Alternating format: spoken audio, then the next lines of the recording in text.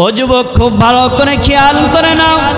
আল্লাহ পাক রব্বুল আলামিন কুরআনুল কারীমের আয়াতের মধ্যে ইরশাদ করেন, ইউদিল্লু বিহি কাসীরা ওয়া ইয়াহদি বিহি কাসীরা ওয়া মা ইউদিল্লু বিহি ইল্লাল ফাসিকিন। আল্লাহু আকবার। আল্লাহ পাক রব্বুল আলামিন কুরআনুল কারীমের আয়াতের মাধ্যমে আমাকে আপনাদের প্রত্যেককে জানায়া দিতেছেন, আমার মালিক কি জানাই, খুব ভালো করে খেয়াল করে নেন। আমার মালিক কুরআনুল কারীমের আয়াতের মধ্যে জানায়া দেয়, আমি যখন কুরআনুল কারীম অবতীর্ণ করলাম আমার পয়গম্বর জনাবে মুহাম্মদ রাসূলুল্লাহ সাল্লাল্লাহু আলাইহি সাল্লাতু ওয়াস সালামের উপরে এই কোরআন নাজিল করার পরে বহু মানুষ কোরআন পাওয়ার পরেও তারা হিদায়েত পাবে না, তারা গুমরাহ হইয়া জাহান্নামের মধ্যে যাবে। আবার বহুত মানুষ কোরআনুল কারীম পাওয়ার পরে তারা কোরআনের পরে হিদায়েত পাবে এবং তারা জান্নাতের মধ্যে যাবে। কোথায় যাবে জোরে বলে, জোরে বলে, জান্নাতের মধ্যে যাবে। আরো জোরে বলেন কোথায় যাবে, কোথায় যাবে। তাফসীরের কিতাবের মধ্যে লিখে, ও যুবক ভাই কথাগুলা খুব ভালো করে শুনে নাও। কোন মানুষগুলা কোরআন পাওয়ার পরে হিদায়েত পেয়ে মালিকের জান্নাতের মধ্যে যাবে, আর কোন মানুষগুলা জাহান্নামের মধ্যে যাবে। কিতাবের মধ্যে লেখে, ইন্নাল্লাযীনা আমানু ওয়া আমিলুস সালিহাত। আল্লাহ পাক রব্বুল আলামিন জানায়া দেন, কোরআন পাওয়ার পরে যারা কোরআনের উপর ঈমান আনছে তারা জান্নাতি। তারা কি জোরে বলেন, জোরে বলেন। কোরআন পাওয়ার পরে যারা কোরআনের উপরে ঈমান আনছে তারা জান্নাতের মধ্যে যাবে। কোরআন পাওয়ার পরে যারা কোরআনের উপর ঈমান আনলো না, কোরআন অনুযায়ী যারা আমল করলো না, তারা জান্নাতের মধ্যে না যায়, তারা জাহান্নামের মধ্যে যাবে। আল্লাহু আকবার। এখন বুঝে থাকলে বলুন তো, আল্লাহু আকবার, কোরআনের উপরে ঈমান আনতে হবে। কি আনতে হবে? আনতে হবে আমানতু বিল্লাহি ওয়া মালাইকাতিহি ওয়া কুতুবিহি ওয়া রুসুলিহি। আমি ঈমান আনলাম আল্লাহ পাক রব্বুল আলামিনের উপরে। আল্লাহ পাক রব্বুল আলামিন যত কিতাব নাজিল করেছেন কিতাব সমূহের উপরে। আল্লাহু আকবার। আমি ঈমান আনলাম কিসের উপরে? আল্লাহ পাক রব্বুল আলামিন যত পয়গম্বর দুনিয়ার জিন্দেগিতে পাঠিয়েছেন প্রত্যেক পয়গম্বরের উপরে ঈমান আনতে হবে, কিন্তু শরীয়ত হিসাবে মানতে হবে আখিরি জামানার পয়গম্বর মুহাম্মদুর রাসূলুল্লাহ সাল্লাল্লাহু আলাইহি সাল্লাতু ওয়াস সালাম কি সকল পয়গম্বরদের উপর ঈমান আনতে হবে। সকল পয়গম্বরদের উপরে কি আনতে হবে? জোরে বলুন না, জোরে বলুন। আল্লাহু আকবার। মিসলিয়ারা কদর দানি বাঙালি, মিসলিয়ারা কদর দানি বাঙালি, আম্বিয়ারা কদর দানি সাহাবী। ও যুবক ভাই, আল্লাহু আকবার। বাঙালিরা আমাদের কথায় বলে মাছে ভাতে বাঙালি। বাঙালিরা মাছ বড় পছন্দ করে, কি বলেন কথা ঠিক কিনা? মাছের কদর জানে বাংলার মানুষ, আর সকল পয়গম্বরদের কদর করেছে ওনার সাহাবীরা। কি বলেন কথা ঠিক কিনা? আল্লাহু আকবার, আল্লাহু আকবার। যে আয়াত শরীফ তেলাওয়াত করেছি, আয়াতের মাধ্যমে কোরআনের উপরে যদি ঈমান আনতে পারি, আর যদি কি করতে পারি, কোরআন অনুযায়ী যদি আমল করতে পারি, নবীর মুহাব্বত যদি অন্তরের মধ্যে থাকে, আর যদি করতে পারি, আল্লাহু আকবার, এই অবস্থায় আমল করে যদি মরণ পর্যন্ত যেতে পারি, তাহলে আমার এবং তোমার জন্য জান্নাত ওয়েলকাম জানাবে। আর যদি তুমি এবং আমি দুনিয়ার মধ্য থেকে এমনভাবে বিদায় হয়ে যাই, তোমার সঙ্গে আমার সঙ্গে কোরআনের সম্পর্ক ছিল না, তোমার সঙ্গে আমার সঙ্গে আল্লাহু আকবার নবীর ঘরের সঙ্গে সম্পর্ক ছিল না, আল্লাহর ঘরের সঙ্গে সম্পর্ক ছিল না, এই অবস্থায় যদি মরণ হয়ে যায়, পয়গম্বর সাহাবীদেরকে বলেন, কোন মানুষ দুনিয়া থেকে এই অবস্থার মধ্যে বিদায় হইল, যেই মানুষটা মসজিদের সঙ্গে সম্পর্ক ছিল না, ওই মানুষটার মরার পরে আমরা ঈমানদার বলে সাক্ষ্য দিতে পারি না। কিন্তু আমরা সমাজের মধ্যে দেখি যখন নাকি মানুষ মারা যায়, মানুষ মারা যাওয়ার পরে মসজিদের সামনে এনে ইমাম সাহেব যখন জানাজার নামাজ পড়াবে, জানাজার নামাজ পড়ানোর পূর্বে সকলেই আমরা বারবার বলতে থাকি, একজন মানুষ সামনে যায় বলে আল্লাহর বান্দা কেমন ছিল, আমি উত্তর দেই ভালো ছিল। ওই জায়গার মধ্যে যারাই তাকে পড়তে গিয়ে উত্তর দেয় আল্লাহর বান্দা ভালো ছিল। কিন্তু পয়গম্বর বলে না গো না, যতই তোমরা ওই জায়গার মধ্যে জানাজার নামাজের কাতারের মধ্যে দাঁড়ায়া তোমরা বড় লোকটা বড় ভালো, লোকটা জীবনেও ভালো হবে না। তোমরা যতই বড় লোকটা বড় আমলওয়ালা, লোকটা আমলওয়ালা হবে না। তোমরা যতই বড় লোকটা জান্নাতি, খুদার কসম করে বলছি আল্লাহর বান্দা জান্নাতের মধ্যে যেতে পারবে না। তার কারণ আল্লাহর বান্দা মরণ পর্যন্ত জীবনেও কখনো মসজিদের সঙ্গে সম্পর্ক ছিল না। জান্নাতে যেতে পারবে? জোরে বলেন, জোরে বলেন। কারণ জান্নাতে যেতে হলে পয়গম্বর জনাবে মুহাম্মদুর রাসূলুল্লাহ সাল্লাল্লাহু আলাইহি সাল্লাম বলেন, জান্নাতে যাওয়ার জন্য ইন্তেকালের পরে সর্বপ্রথম যেই জিনিসের হিসাব হবে ওই জিনিসের নাম হলো নামাজ। ওই জিনিসের নাম কি? জোরে বলেন, আরো জোরে বলেন, আল্লাহু আকবার। ওই বস্তুর নাম হলো নামাজ। পয়গম্বর বলেন আউয়ালু মা ইউহাসাবু বিহিল আবদু ইয়াউমাল কিয়ামাতিস সালাহ। সর্বপ্রথম ইন্তেকালের পরে মানুষের হিসাবের সময় যেই বস্তুর হিসাব হবে ওই জিনিসের নাম বা ওই বস্তুর নাম হলো নামাজ। নামাজের হিসাবের বেলায় যেই আল্লাহর বান্দার নামাজের বিষয়টা পরিপূর্ণ পাওয়া যাবে, আল্লাহু আকবার, পয়গম্বর বলেন ওই মানুষটা বড় কামিয়াব হয়ে যাবে, ওই মানুষটা সফল কাম হবে। আর যেই মানুষটার মরণের পরে হিসাবের সময় নামাজের বেলায় জিরো, ওই মানুষটা আল্লাহু আকবার অপদস্থ এবং অপমানিত হবে। কি হবে? জোরে বলেন, জোরে বলেন। ওই মানুষটা কি হবে? জোরে বলেন, জোরে বলেন। যার নামাজের হিসাবের বেলায় ঠিক পাওয়া যাবে না, আল্লাহর বান্দা বড় অপমানিত আর অপদস্থ হয়ে যাবে। এজন্য হাতে ধরে বলি, পাও দুইটা ধরে বলি, ও যুবক, একদিন আমিও দুনিয়ার থেকে বিদায় হয়ে যাব, তুমিও দুনিয়ার থেকে বিদায় হয়ে যাইবা। কিন্তু যদি আল্লাহু আকবার মালিকের বান্দা হইয়া যদি কবরে যাইতে পারো, আমার কথা না, আমার মালিক ডাক দিয়া বলেন ফাদখুলি ফি ইবাদি ওয়াদখুলি জান্নাতি। জোরে জোরে বলেন না সুবহানাল্লাহ, আরো জোরে বলুন না সুবহানাল্লাহ। আমার পয়গম্বর জনাবে মুহাম্মদুর রাসূলুল্লাহ সাল্লাল্লাহু আলাইহি সাল্লামের মাধ্যমে আমরা জানতে পারলাম কুরআনুল কারীমের আয়াতের মধ্যে আল্লাহ পাক রব্বুল আলামিন ইরশাদ করেছেন ফাদখুলি ফি ইবাদি ওয়াদখুলি জান্নাতি। আমার বান্দা হয়ে যদি কবরের মধ্যে আসতে পারো, আমার বান্দা হয়ে যদি কবরে তোমরা আল্লাহু আকবার আমি আল্লাহর কাছে যদি হাজিরা দিতে পারো, তাহলে আমার জান্নাতের মধ্যে যাইতে কোনো বাধা নাই। কিন্তু মালিকের জান্নাতে যদি যাইতে চাও, মালিকের জান্নাতে মালিকের বান্দা হওয়া ছাড়া কেউ যাইতে পারবে না। মালিকের জান্নাতে মালিকের বান্দা হওয়া ছাড়া যাওয়া যাবে?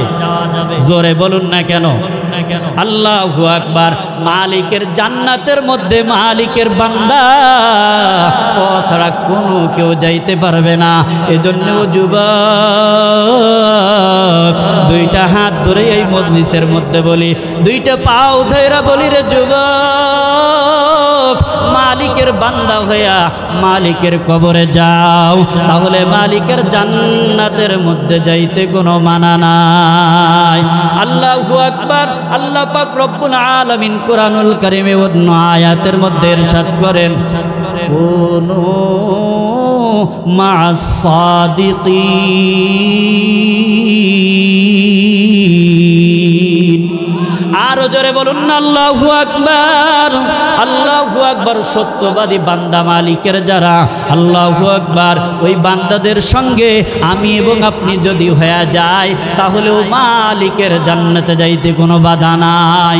যেই আয়াত শরীফ তেলাওয়াত করেছিলাম, আল্লাহ পাক রব্বুল আলামিন কুরআনুল কারীমের মাধ্যমে জানায়া দিলেন, কুরআন পাওয়ার পরেও যারা ঈমান আনে নাই, কুরআন পাওয়ার পরেও যারা আমল করে নাই, কুরআন পাওয়ার পরে যারা কুরআনের সহযোগিতা করে নাই, কাল হাসরের ময়দানে আল্লাহর বান্দা আল্লাহু আকবার আল্লাহর দরবারে আসামি হয়ে যাবে।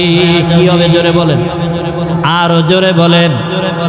কারণ যেই অন্তরের মধ্যে কুরআন নাই, যেই অন্তরের মধ্যে আমার আল্লাহু আকবার পয়গম্বরের উপরে নাজিল হওয়া কিতাবের কোনো অংশ নাই, ওই অন্তরটা হলো বিরান ঘর। ওই অন্তরটা কি জোরে বলুন, কি জোরে বলুন, বিরান ঘর। ওই ঘরটা হলো যেই ঘরের মধ্যে কেউ বসবাস করে না। আর কিতাবের মধ্যে লেখা হয় আল্লাহু আকবার খানায় দেও খানায় খালি দেও মি গিরাত। যেই ঘরটা দুনিয়ার মধ্যে বসবাসের উপযোগী হয় না, যেই ঘরের মধ্যে কোনো মানুষ বসবাস করে না, ওই ঘরটা ওই জায়গার মধ্যে মানুষ বসবাস না করলে দেও বসবাস করে, জিন বসবাস করে, ভূত প্রেত বসবাস করে। যার কারণে ওই ঘরের মধ্যে হঠাৎ যদি কোনো দিন কোনো আল্লাহর বান্দা যাইয়া ঘুমায়, দেখবেন যে 2-4 দিন পরে ইমাম সাহেবের কাছে আসে। ইমাম সাহেবের কাছে এসে বলতে থাকে, হুজুর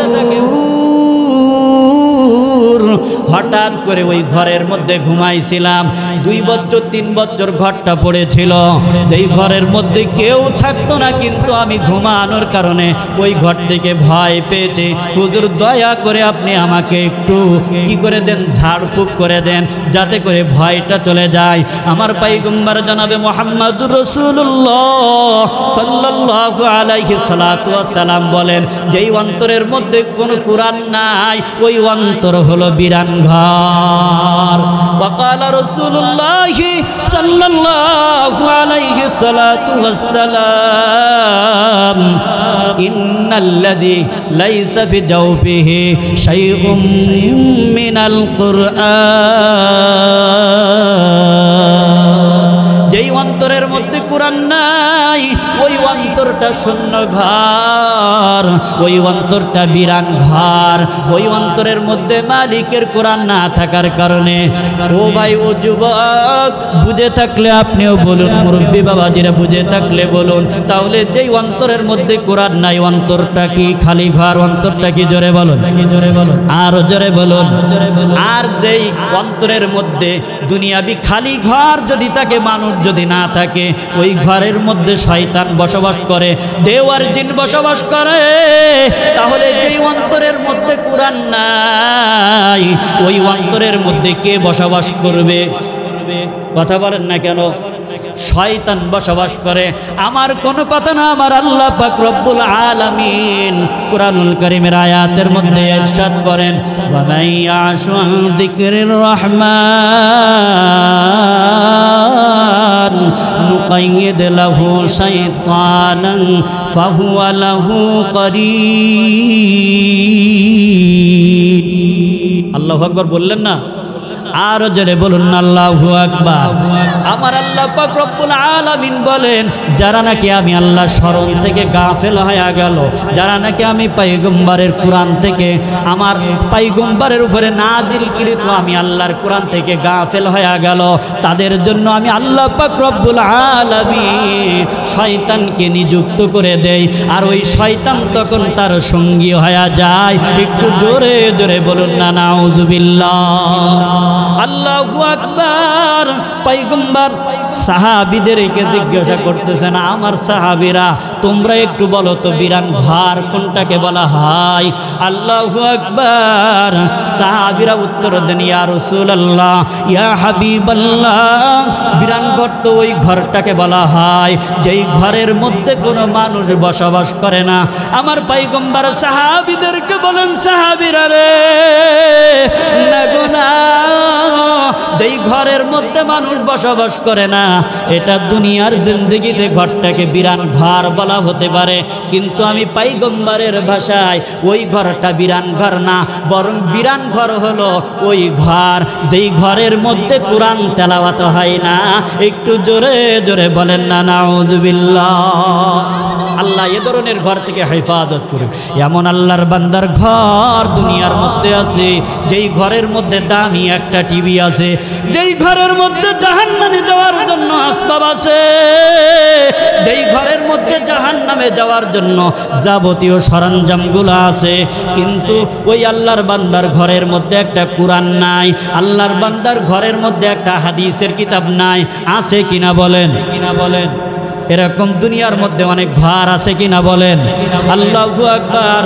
ও আল্লাহর বান্দা, তুমি যদি টিভি দেখা অবস্থায়, হারাম কাজ করা অবস্থায়, গুনাহ করা অবস্থায় তোমার যদি জানটা কবজ হয়ে যায় আর দুনিয়ার থেকে যদি বিদায় হয়ে যাও, এই অবস্থার মধ্যে তোমার মরণ হলে তোমার মরণের জন্য জাহান্নাম ছাড়া জান্নাতে যাওয়ার কোনো উপায় নাই।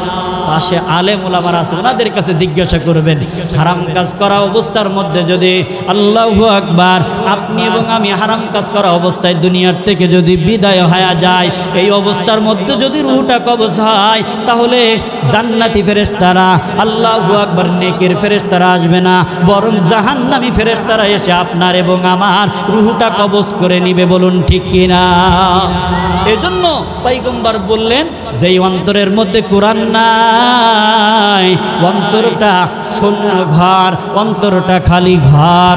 অতঃপর পয়গম্বর অন্য জায়গার মধ্যে বলেন, আল্লাহ পাক রব্বুল আলামিন এই কোরআনের মাধ্যমে মানুষদেরকে সম্মান দান করেন। কি দান করেন? বলুন, আরো জোরে বলুন। কোরআনের মাধ্যমে সম্মান।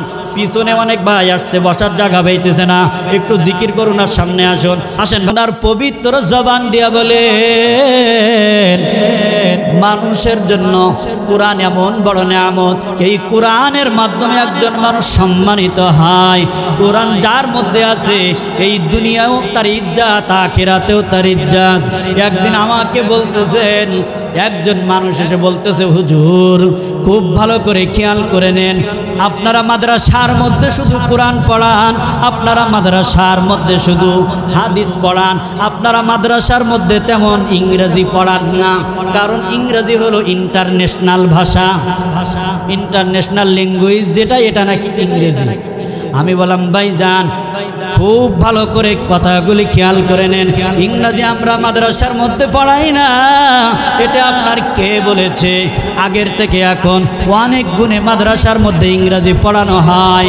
তবে খুব ভালো করে খেয়াল করে নেন, আমরা মাদ্রাসার মধ্যে বাংলা পড়াই, ইংরেজি পড়াই, গণিত পড়াই, সমাজ পড়াই, বিজ্ঞান পড়াই, সব আমরা মাদ্রাসার মধ্যে পড়াইলেও স্কুলের মধ্যে কিন্তু সব পড়াইলে কোরআন পড়াই না। কি বলেন? কথা ঠিক কিনা? আল্লাহু আকবার। কোরআন এমন একটা ভাষা, ইংরেজি যদি পুরা দুনিয়ার মধ্যে চলে, কিন্তু আপনাদের কাছে আমি জিজ্ঞাসা করি, আজ পর্যন্ত কোনোদিন কোনো হুজুর কি আপনাদেরকে বলেছে মানুষ ইন্তেকালের পরে কবরের মধ্যে মুনকার নেকির এসে যখন প্রশ্ন করবে, ও যুবক, যেই প্রশ্নগুলো আমাকেও করা হবে, তোমাকেও করা হবে, ইমামকেও করা হবে, মুক্তাদিকেও করা হবে, সকলকে প্রশ্ন করা হবে, ওই প্রশ্ন আরবিতে করবে নাকি ইংরেজিতে করবে? বলেন, আরো জোরে বলে। তাহলে ইংরেজি পুরা দুনিয়ার মধ্যে চললে কবরের মধ্যে ওয়াচল, কবরের মধ্যে কি? তাহলে যেই ভাষা পুরা দুনিয়ার মধ্যে চলে, যেই ভাষা কবরের মধ্যে চলে, এ পারেও চলে, ওই পারেও চলে, এটা তো ডাবল ইন্টারন্যাশনাল। কি বলেন? কথা ঠিক কিনা? আরো জোরে বলেন, কথা ঠিক কিনা? আল্লাহু আকবার।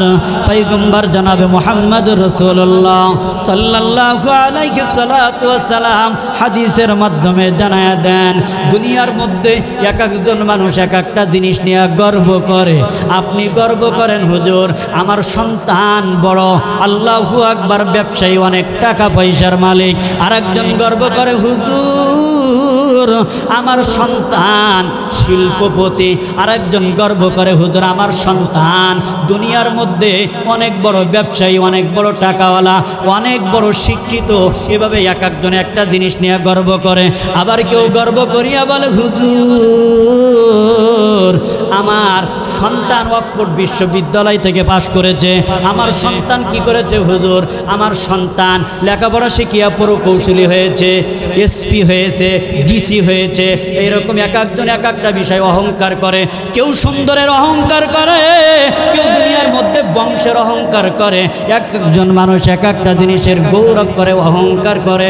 কিন্তু আমার পয়গম্বর জনাবে মুহাম্মদুর রাসূলুল্লাহ সাল্লাল্লাহু আলাইহি সাল্লাতু ওয়াস সালাম বলেন, ও আমার উম্মত, এই দুনিয়ার মধ্যে তোমরা মালের অহংকার করতে পারো না, এই দুনিয়ার মধ্যে তোমরা চেহারা সুরাতের অহংকার করতে পারো না, এই দুনিয়ার মধ্যে তোমরা সম্পদের অহংকার করতে পারো না, এই দুনিয়ার মধ্যে তোমরা ডিগ্রির অহংকার করতে পারো না। একমাত্র যদি তোমরা গর্ব করতে হয়, দুনিয়ার মধ্যে তোমরা অহংকার করতে পারো কোরআন নিয়া। জোরে জোরে বলেন না সুবহানাল্লাহ।